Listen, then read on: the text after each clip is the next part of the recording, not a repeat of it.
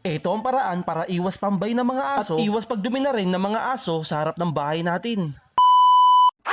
Lagi bang tinatambayan ng aso yung harap ng bahay nyo? Ito ang isang idea na i-share ko sa inyo para iwas tambay ng aso sa harap ng bahay natin. Kasi minsan yung aso, doon dumudumi, di ba? Nakakainis yung mga ganong senaryo. Ngayon, ito lang ang idea natin. Yung tina, ilagay lang natin sa tubig at ilagay natin dito sa bote ng bote ng mga alakba o pwede rin yung mga plastic bottle. At ito, pagtapos natin itong magawa, ilagay natin to o display natin to sa harap ng bahay natin. Para Wow! iiwasan to ng aso kasi nadidistract sila sa ganito sa ganitong kulay. Kaya tara, let's go!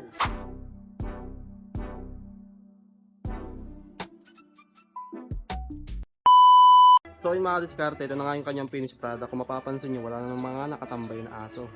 Yun, diba? Yan. Napakalinis ng harap ng bahay natin. Yun. Thank you for watching. Follow for more.